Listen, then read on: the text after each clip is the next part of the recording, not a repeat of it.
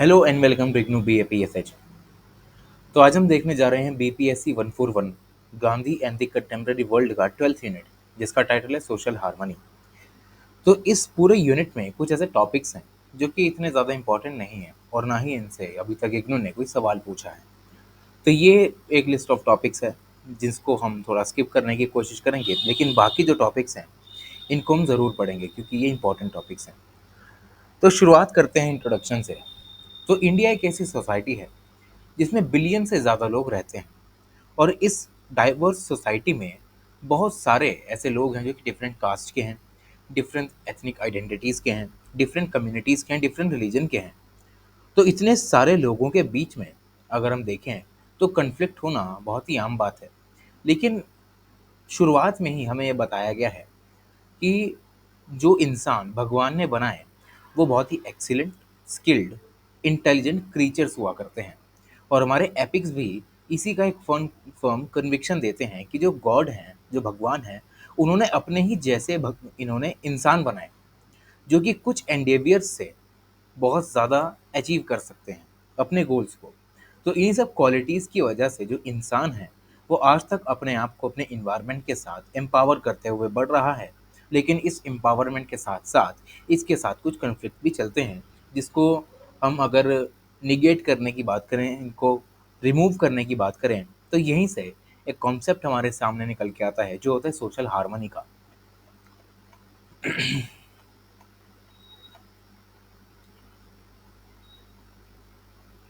तो अगर हम बात करें कॉन्सेप्ट ऑफ सोशल हार्मनी की, तो सोशल हार्मनी की बहुत सारी ऐसी हमारे पास डेफिनेशंस यहाँ पर दी गई हैं।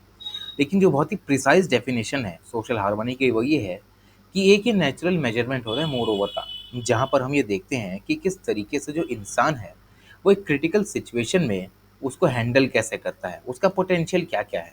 और ये एक इंक्वायरी होती है एक पीसफुल को एग्जिस्टेंस के लिए among the man and the nature, जहाँ जो इंसान है अपने पर्यावरण के साथ पीसफुली को एग्जिस्ट करने की बातें करता है। By love, trust, mutual connections, social groupings, ये जो सारे कॉन्सेप्ट हैं इसके बारे में हम आगे पढ़ेंगे कि किस तरीके से हम सोशल हार्मनी को जो है वो एक्सपीरियंस कर सकते हैं। आगे बढ़ते हमारे सामने एक कॉन्सेप्ट आता है how to understand social harmony. आखिरकार ये होता क्या है? तो सोशल हार्मनी एक ऐसी सोशल स्टेट होती है जहाँ पर बैलेंस, अलाइनमेंट, म्यूचुअल सपोर्ट और फ्लरिशिंग, ये सारी चीज़ों का मेलजोल होता है। और ये एक ऐसी स्टेट होती है जहाँ पर किसी भी तरीके का कोई कन्फ्लिक्ट, कोई टेंशन नहीं होती। लेकिन सोशल हार्मनी में अगर हम देखें, कन्फ्लिक्ट और टेंशन तो नहीं होती, लेकिन कभी कभी इसमें डिफरेंसेस क्रिएट हो जाते हैं। एक सोसाइटी ओवर द टाइम अलग अलग डिग्रीज ऑफ हार्मनी को एक्सपीरियंस करती है। एक सोसाइटी एक समय पर हारमोनियस हो सकती है बहुत ही ज़्यादा, लेकिन दूसरे ही टाइम बी पर वो बहुत ज़्यादा लेस हारमोनियस भी हो सकती है। तो इसके पीछे के क्या क्या कारण रहते हैं वो भी हम आगे बात करते हैं। वहीं अगर हम बात करें एक बैलेंस्ड सोसाइटी की, तो एक बैलेंस सोसाइटी ऐसी होती है जहाँ पर इक्वल और अपोजिट फोर्सेस जो होती हैं वो थोड़ी बैलेंस रहती हैं। जहाँ पर एक ऐसी सोसाइटी होती है कि जहाँ जो इक्वल फोर्सेस हैं ना तो वो ज़्यादा डोमिनेंट हैं, और ना ही जो अपोजिंग फोर्सेस हैं ना ही वो ज़्यादा डोमिनेंट हैं। तो इस एक्सटेंट तक हम ये समझ सकते हैं कि जो लोगों के इंटरेस्ट हैं वो भी पूरे हो रहे हैं, लेकिन उसी तरफ अगर हम इसकी फ्लिप साइड देखें तो बहुत सारे ऐसे भी लोग हैं जो कि डिसएडवांटेज हैं और सप्रेस्ड हैं। जितनों के इंटरेस्ट पूरे हो रहे हैं उतने ही यहाँ पर सप्रेस भी हो रहे हैं। तो ये हो गई एक बैलेंस सोसाइटी। उसके बाद आती है एक वेल अलाइंड सोसाइटी। एक वेल अलाइंड सोसाइटी में एक ऐसी सोसाइटी होती है जहाँ पर इंटरेस्ट, नीड, रिलेशनशिप और जो एक्टिविटीज़ और एक्शंस हैं उन सभी को वैल्यूज़ और गोल्स के साथ अलाइन करके कोऑर्डिनेटेड वे में कॉमन गुड को अचीव करने की बातें की जाती हैं। जहाँ पर जिसके जो भी इंटरेस्ट हैं, रिलेशनशिप हैं, और उनके बिहाफ पर जो भी सोसाइटी एक्शन कर रही है वो वेल कोऑर्डिनेटेड होते हैं, ताकि सबकी भलाई हो सके और एक कॉमन गुड, एक कॉमन पर्पस को हम अचीव कर सकें, एक स्पेसिफिक टारगेट को अचीव कर सकें। तो ये होती है एक वेल अलाइंड सोसाइटी। उसके बाद हमारे पास आता है how to reach social harmony. अब कैसे हम सोशल हार्मनी को एक्सपीरियंस कर सकते हैं? तो आज के टाइम पे देखें तो ये लगभग लगभग बात जो है वो इम्पॉसिबल नज़र आती है, क्योंकि आज के टाइम पे इतनी ज़्यादा नेगेटिविटी आ चुकी है हमारे नेशंस और नेबर्स में कि बहुत सारी फैक्टर्स की वजह से यहाँ पर दंगे फसाद होते रहते हैं, जैसे कि ग्रीड, जेलसी, इनकॉम्पिटेंस और पावर क्रेविंग जैसी चीज़ें जो हैं, और सिली पॉलिटिशियंस भी आते हैं। तो इसका कोई भी क्योर नहीं है। लेकिन ऑन एंड ऑल अगर हम देखें तो एक इंडिविजुअल अपनी तरफ से ट्राई कर सकता है इन सभी नेगेटिव चीज़ों को अवॉइड करने की। अब इसके तरीके क्या-क्या हैं? इसके तरीके हैं mutual respect, better understanding, communication, peace, freedom, fairness, justice, equality and no discrimination. तो ये कुछ ऐसे रास्ते हैं जिसकी वजह से जो भी नेगेटिविटीज़ हमारी सोसाइटी में काम कर रही हैं, इन सभी को यूज़ करके हम उन नेगेटिविटीज़ को इरेडिकेट कर सकते हैं और अपनी सोसाइटी में सोशल हार्मनी को इम्प्लीमेंट होता हुआ देख सकते हैं। तो यहाँ पर लोगों की सबसे ज़्यादा ज़रूरत पड़ती है, जहाँ पर जो लोग हैं वो एक दूसरे के लिए कैसी फीलिंग रखते हैं, उनकी जो वेल्थ है, इनकम डिस्ट्रीब्यूशन है, ये कैसा हो रहा है, लोग कितने ज़्यादा एजुकेटेड हैं, कितनी एम्प्लॉयमेंट अपॉर्चुनिटीज़ उन्हें मिल रही हैं, ऑफिशियल प्रमोशन कितना हो रहा है, पब्लिक मेडिकल केयर कैसी है। तो ये सारे फैक्टर्स जो हैं वो कहीं न कहीं सोशल हार्मनी को इम्प्लीमेंट करने में हमारी मदद करते हैं। उसके बाद हमारे पास टॉपिक आता है factors disturbing the social harmony, कि कौन-कौन से ऐसे फैक्टर्स हैं जो कि सोशल हार्मनी को डिस्टर्ब करने का काम करते हैं। तो जो सोशल हार्मनी होती है वो निकल के आती है, सोशल डिसहार्मनी सॉरी, वो निकल के आती है इनइक्वालिटीज़ से, कि जो भी इनइक्वालिटीज़ हैं कुछ इंटेंजिबल चीज़ों से, जैसे कि रिलीजन, कास्ट, क्रीड और लैंग्वेज। अगर मैं बात करूँ रिलीजन की, तो क्या हम हिंदू धर्म को छू सकते हैं? क्या हम इस्लाम धर्म को छू सकते हैं? तो इसीलिए यहाँ पर इन्हें इंटेंजिबल कहा जाता है, कि कुछ ऐसी चीज़ें जिन्हें हम छू नहीं सकते, जैसे हमारे थॉट्स भी हो गए। तो इन सभी से जो है वो सोशल डिसहार्मनी की शुरुआत होती है। जहाँ पर ज़्यादा रिलीजन है, जहाँ पर ज़्यादा कास्ट की बातें की जाती है, वहाँ पर बहुत ही कॉमन फिनोमिना है और ये सबसे ज़्यादा हमें डेवलपिंग कंट्रीज़ में दिखाई देता है। क्योंकि ये जो डेवलपिंग कंट्रीज़ हैं, इनकी जो सोसाइटी है वो भी डेवलपिंग रहती है। इसमें नए-नए आइडियाज़ निकल के आने लगते हैं और जैसे-जैसे नए आइडियाज़ आते हैं, वो पुराने वालों को चैलेंज करते हैं। अब जो लोग पुराने आइडियाज़ को सपोर्ट करते हैं और जो लोग नए आइडियाज़ को सपोर्ट करते हैं, वो एकदम आमने-सामने आ जाते हैं और यहीं से जो कॉन्फ्लिक्ट है, उसकी शुरुआत हो जाती है। जिसकी वजह से जो हमारी पूरी सोसाइटी है, उसकी फंक्शनिंग पर हमें हैम्पर होता हुआ नज़र आता है।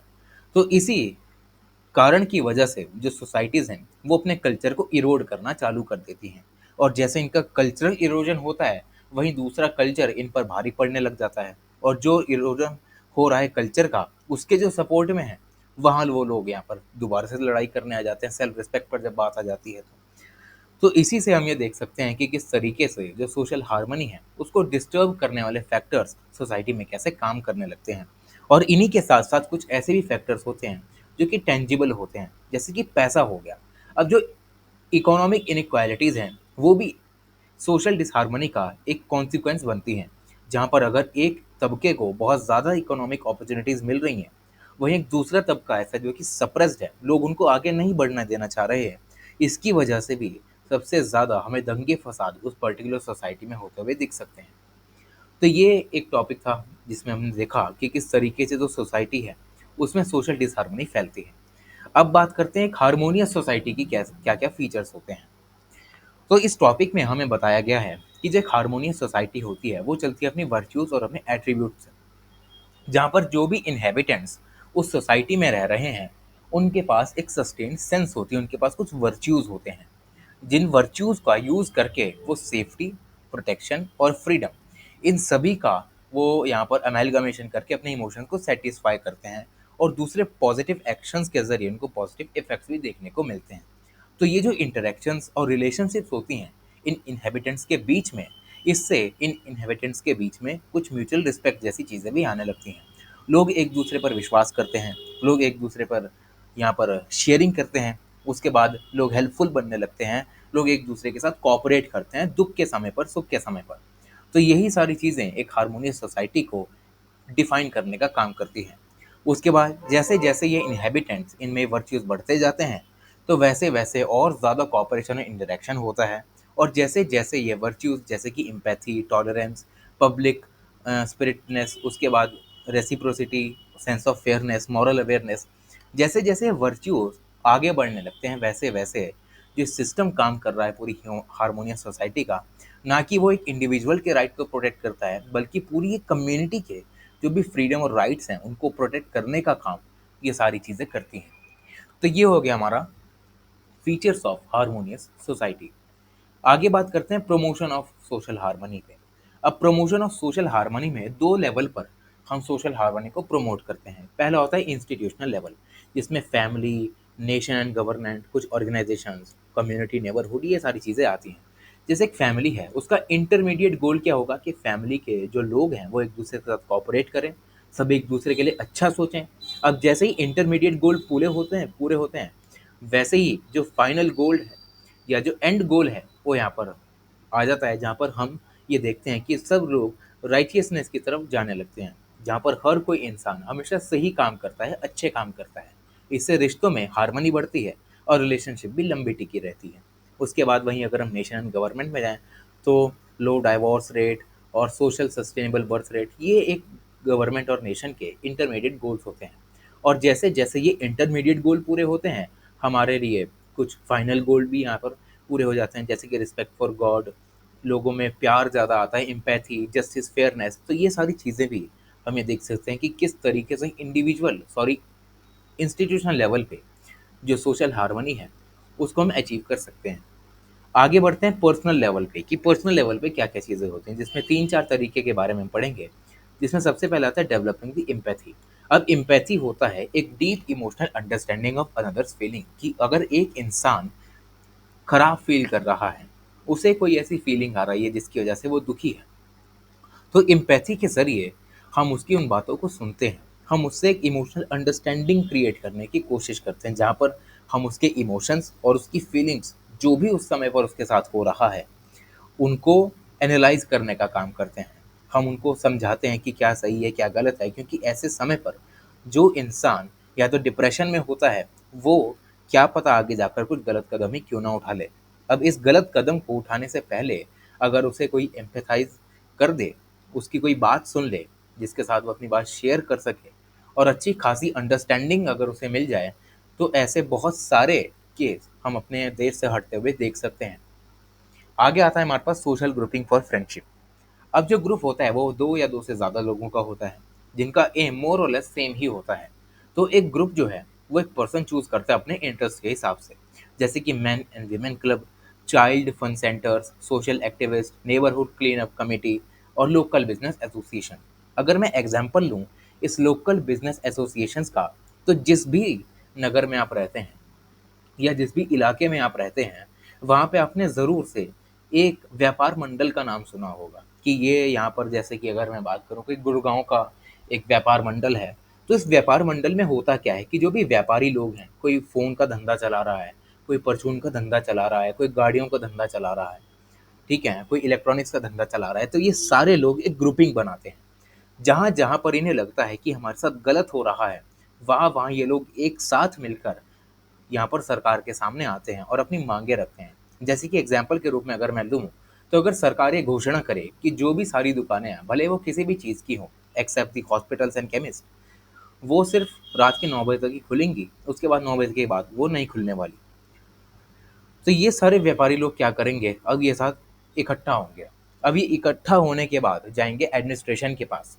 अब ये एडमिनिस्ट्रेशन के पास जाएँगे, अपनी माँगें रखेंगे। अब क्योंकि इनके पास एक स्ट्रेंथ है, तो इन्हें भी एक ताकत मिलती है उस ग्रुपिंग की वजह से, क्योंकि सब एक-दूसरे से कनेक्टेड रहते हैं। उन्हें पता होता है कि क्या चीज़ हमारे लिए सही है और क्या चीज़ गलत है। तो ये फ़ायदा होता है सोशल ग्रुपिंग का, जिसकी वजह से जो हार्मनी है, वो एक क्रिएट होके बन जाती है। फिर हमारे पास सामने आता है स्ट्रेंथनिंग दी म्यूचुअलिटी। तो हमारे हर किसी के पास कोई स्पेसिफिक टैलेंट होता है, कोई स्किल या फिर एबिलिटी होती है।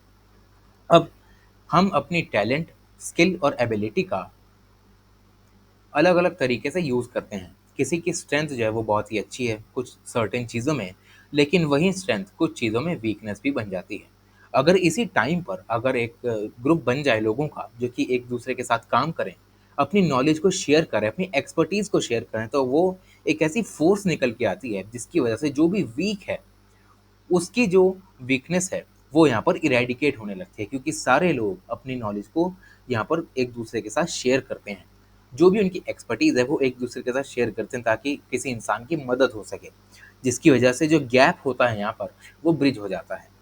आगे हमारे पास आता है एक्वायरिंग द अलाइज़।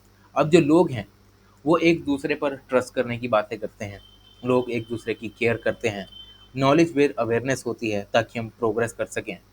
तो ये जो सारी चीज़ें हैं, वो भी कहीं न कहीं सोसाइटी में हार्मनी बनाने का काम करती है। जहाँ पर अगर हम देखें कुछ स्मॉलर ग्रुप्स जो हैं, वो छोटे-छोटे ग्रुप्स मिलके एक लार्ज ग्रुप बनाते हैं, जहाँ पर वो सर्वाइव करने की बातें करते हैं और बातें ये करते हैं कि उन्हें एक साथ ग्रो होना है।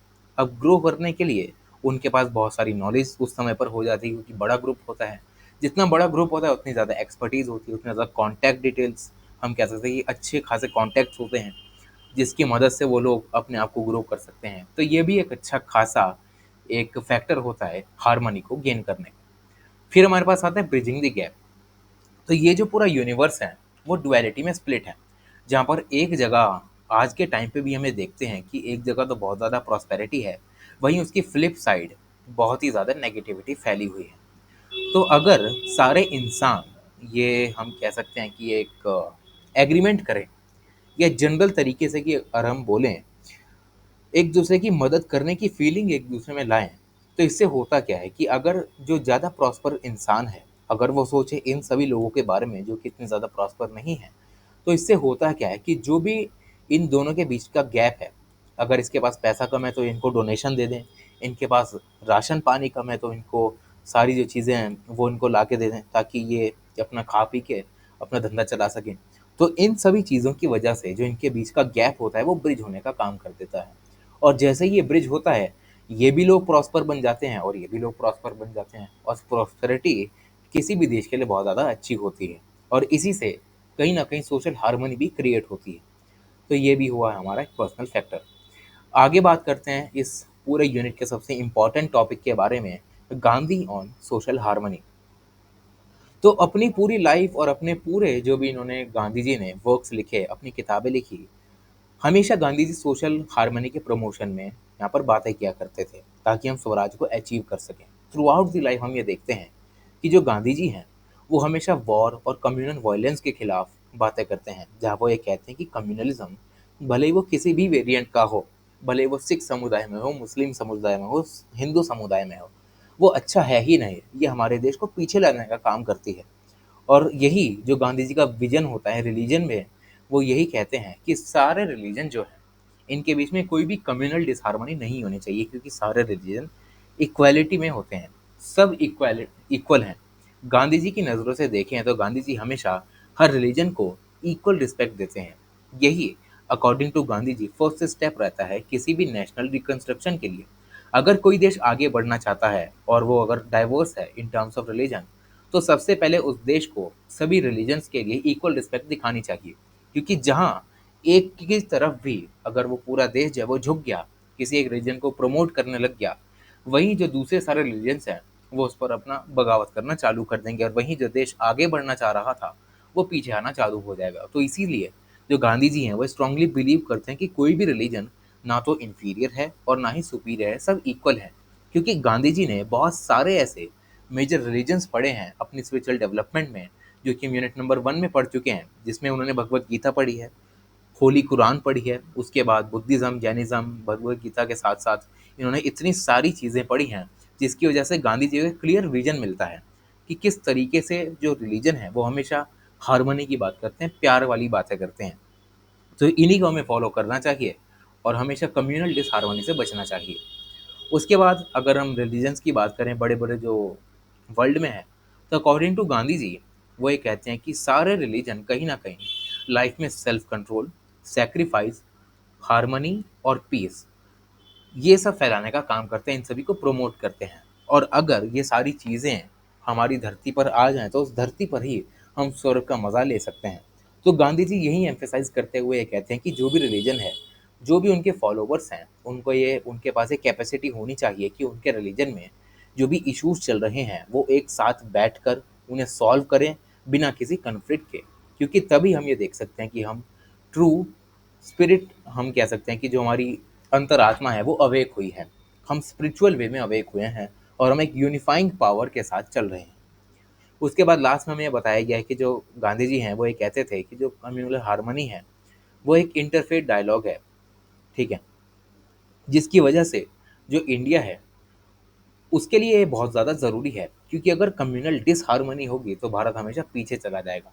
और इसी कम्युनल प्रॉब्लम को सॉल्व करने के लिए और हिंदू मुस्लिम यूनिटी को लाने के लिए गांधी जी ने बहुत ज़्यादा एफर्ट्स भी किए। अगर हम 1920s की बात करें तो खिलाफत मूवमेंट में गांधी जी ने हिंदू और मुसलमानों को एक साथ लाने का काम किया था। उसके बाद 1946 और 47 में गांधी जी जो थे, इन्होंने कम्युनलिज्म के खिलाफ एक पूरा कैंपेन ही छेड़ के रख दिया था, ताकि हिंदू मुसलमान जो सदियों से लड़ते हुए आ रहे हैं, वो एक साथ आ सकें, एक स्टेज पर आके बातचीत कर सकें।